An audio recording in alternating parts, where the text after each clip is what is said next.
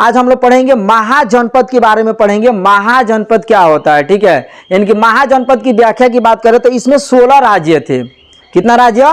16 राज्य थे। और 16 राज्य में सबसे पहली फैक्ट चीजें बता दें कि 16 राज्य में सबसे शक्तिशाली राज्य माना गया, वो माना गया मगध, है ना। यानी कि मगध पे कौन कौन से राजा आए, कब कब आए और उन्होंने उनका कार्यकाल क्या रहा और उन्हें कौन कौन से वंश की स्थापना किए, इसके बारे में हम लोग जानेंगे आज, ठीक है। इसमें एक ट्रिक के माध्यम से आपको हम बताएंगे। यानी कि उसके लिए एक ट्रिक है हसीन मशूक शाह, ठीक है। हसीन मशूक शाह, कोड की बात करते हैं, हसीन मशूक शाह, ठीक है। हसीन मशूक शाह, यानी इससे पता चलता है कि महाजनपद में जो मगध राज्य था, उस राज्य की बात करें तो उस राज्य में सबसे शक्तिशाली राज्य मगध को ही क्यों माना गया और वहां पे ही सभी राज्य क्यों राजा आए थे, अवंती में क्यों नहीं आए थे, ये कोई जगह जो था फेमस राज्य था वहां पे क्यों नहीं गए थे, आखिर मगध पे ही क्यों गए थे, आखिर वहां क्या खासियत थी कि उसे सबसे शक्तिशाली माना गया। तो हसीन मशूक शाह की बात करें तो इसमें कौन कौन से राजा हैं, उसकी क्रमांक क्या, उस अनुसार से आपको बताते हैं,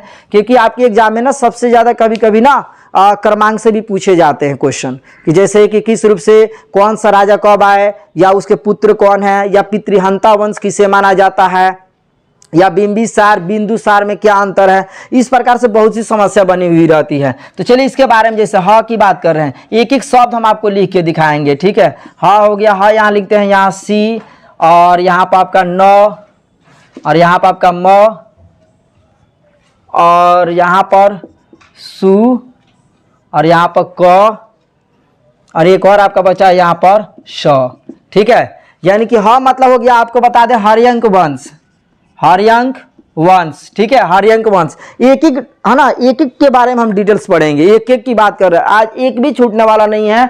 महाजनपद से संबंधित एक भी टॉपिक नहीं छूटेगा, है ना। यानी कि पहले वंश की बात लिख देते हैं, उसके बाद पूरी राजा का पूरी खानदान बताया जाएगा, है ना।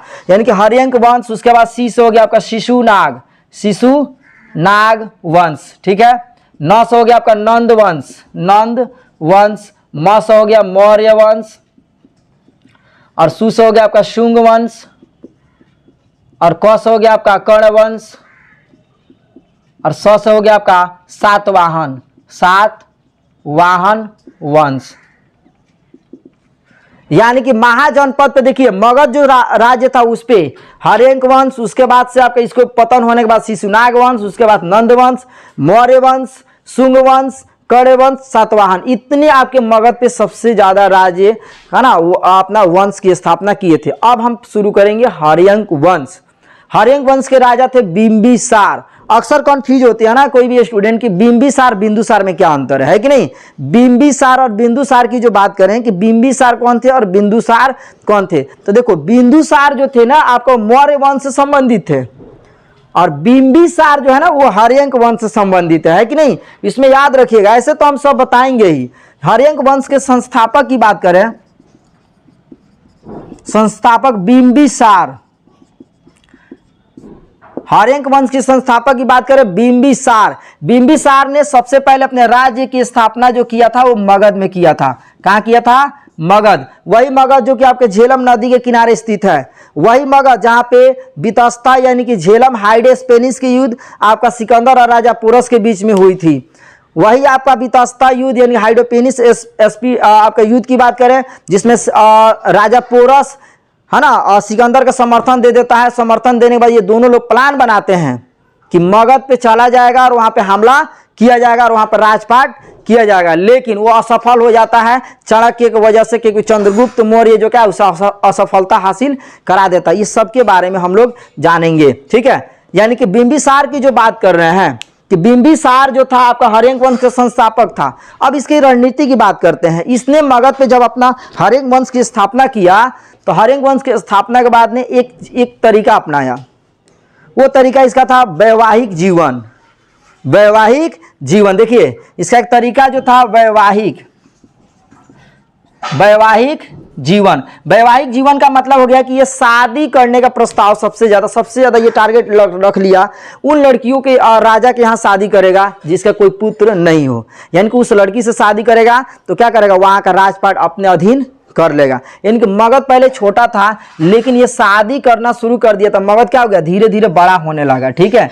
अब बड़ा होते चला गया। ठीक है, मगध के पे जो पहला राजा था वो बिंबिसार था और कौन सा तरीका अपनाया था, वैवाहिक जीवन। और किस नदी किनारे था, आपका झेलम नदी के किनारे है। किस नदी किनारे, झेलम नदी, झेलम नदी के किनारे है। अब चलिए बिंबिसार के जो है इसके एक पुत्र था, उसका नाम था अजात शत्रु, अजात शत्रु। ठीक है, अजात शत्रु जो था ये क्या था कि ये भी नंबर में था कि भाई आप बिंबिसार से हमेशा बोलता था कि पिताजी आप ही केवल मैरिज करोगे, मेरा कब होगा, है कि नहीं। लेकिन ये बिंबिसार हमेशा कहता था अरे रुको तुम्हारा भी नंबर आएगा, पहले मेरा ही कुछ कर लो, उसके बाद से हम है ना तुम्हारा शादी कर देंगे। जिससे एक दिन नाराज होकर क्या किया, बिंबिसार की हत्या कर दी। तो देखो हर्यंक वंश को ना पितृहंता वंश भी बोला जाता है। सवाल आपके एग्जाम में पूछे जाते हैं कि पितृहंता वंश किसे माना जाता है, तो हर्यंक वंश, याद रखिएगा हर्यंक वंश जो होता है पितृहंता वंश कहा जाता है। यहां लिख देते हैं पितृहंता वंश। ठीक है, यानी कि पिता की हत्या करके गद्दी पर बैठने वाले को ही पितृहंता वंश कहा जाता है, जो कि आपका हर्यंक वंश से संबंधित है। अब क्या करता है कि अजात शत्रु जब अपने पिता की हत्या करता है तो वो राजा बन जाता है, कहाँ के, मगध के। मगध के राजा बनने के बाद इसके बेटा रहता है, उसका नाम रहता है उदयन। ठीक है, उदयन रहता है। और उदयन क्या करता है कि है ना अजात शत्रु अपने पिता वाला गुण अपना लेता है। ये भी क्या करता है, वैवाहिक जीवन शुरू कर देता है, ये भी शादी करना शुरू कर देता है। उदयन पूछता है कि मेरा कब नंबर आएगा, है कि नहीं। अब ये नहीं मानता है तो ये क्या करता है, ये भी इसको मार देता है। यानी कि देखिए अजात शत्रु अपने पिता को मारा तो उदयन ने भी अपने पिता को मारा, एक दूसरे को मार के कौन सा वंश हो गया, पितृहंता वंश। ठीक है, अब उदयन क्या है, वही उदयन है, आपको बता दें कि पाटलिपुत्र की स्थापना, जो कि आपका गंगा नदी जो है पटना है उसकी स्थापना किया, यही उदयन है, पाटलिपुत्र की स्थापना करने वाला।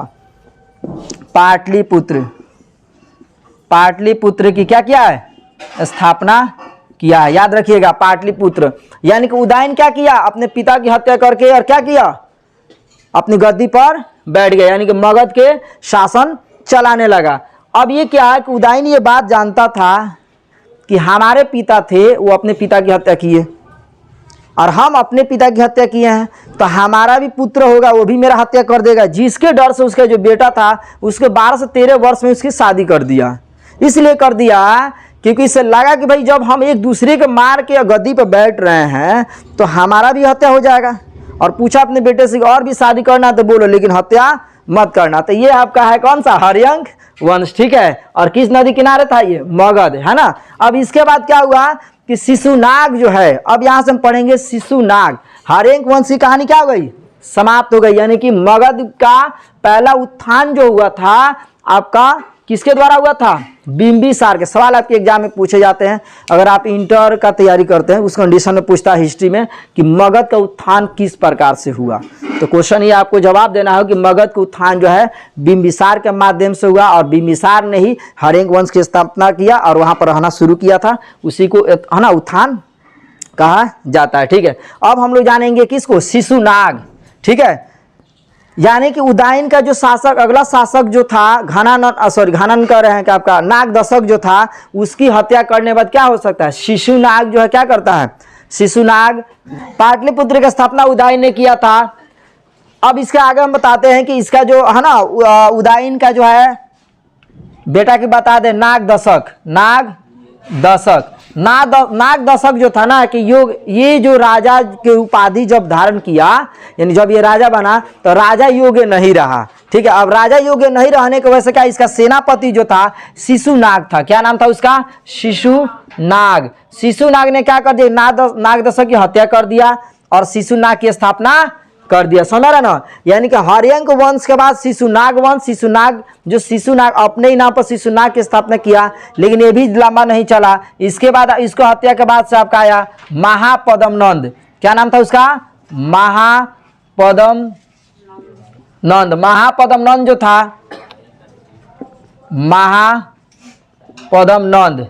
देखिए महापद्मनंद जो था ये आपका नंद वंश की स्थापना किया। किस वंश की स्थापना किया, नंद वंश। अब महापद्मनंद का एक बेटा था और क्या नाम था उसका, घानानंद। क्या नाम था उसका, घानानंद। अब देखिए चीजें आपको बता रहे हैं, यही घानानंद इसी के शासन काल में सिकंदर मेसोडोनिया से यानी कि मकदूनिया से हमारे भारत में 326 ईसा पूर्व में, है ना, झेलम नदी के किनारे मगध पे हमला करने के लिए आता है। लेकिन उसकी लड़ाई किससे हो जाती है?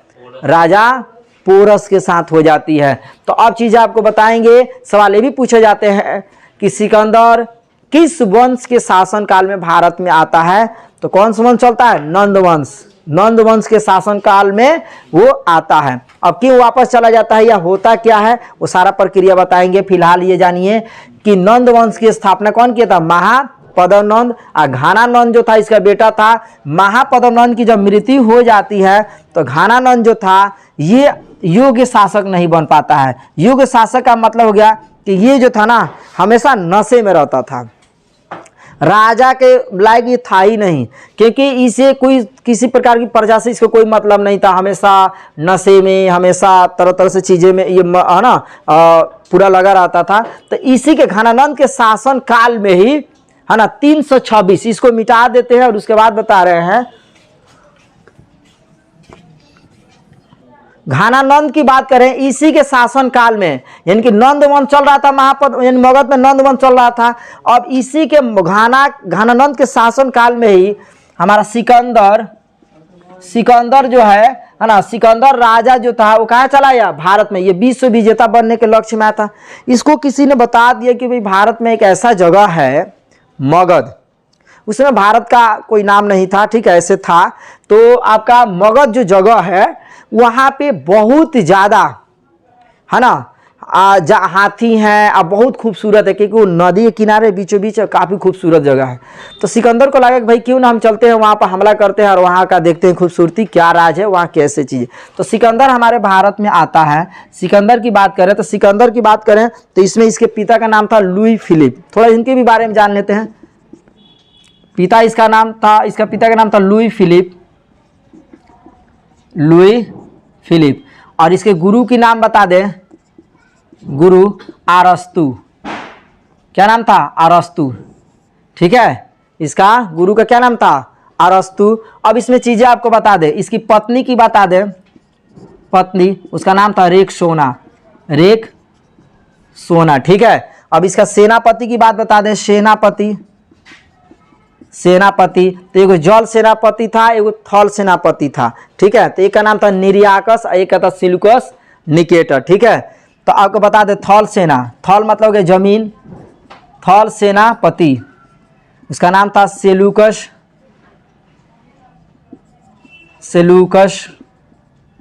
निकेटर। ठीक है, सेलूकस निकेटर। अब देखिए, अब चीजें आपको बता दे। और ये आपका था जल सेनापति उसका नाम था निर्याकस। ठीक है, अब चीजें आपको बता दें। सिकंदर हमारे भारत में आता है, कहां से आता है? मेसोडोनिया से। मेसोडोनिया जिसे मकदूनिया भी बोलते हैं, मकदूनिया। सिकंदर भारत से 326 ईसा पूर्व कब आता है जी? 326 ईसा पूर्व भारत में आ जाता है। आने के बाद झेलम नदी के किनारे आके खड़ा हो जाता है। झेलम नदी के किनारे जो है राजा पोरस था। राजा पोरस को ये बात पता लगी कि भाई सिकंदर हमारे भारत में आया है और वो भी हमारे गढ़ में आ गया है। तो राजा पोरस ने युद्ध करने का प्रारंभ कर दिया कि भाई आप मेरे राज्य को पार करके आप नहीं जा सकते हो। यानी विरोध करने लगा कौन? राजा पोरस की, तुम मेरे, है ना, राज्य को छोड़ के, मतलब मेरे राज्य के अधीन तुम नहीं जा सकते, मतलब इस रास्ते से तुम नहीं जा सकते। सिकंदर बोला कि ऐसा नहीं हो सकता, जिसके चलते राजा पोरस और आपका सिकंदर का युद्ध होता है। सिकंदर का युद्ध होता है, युद्ध। ठीक है, उस युद्ध का नाम बता दे तो हाइडे स्पेनिश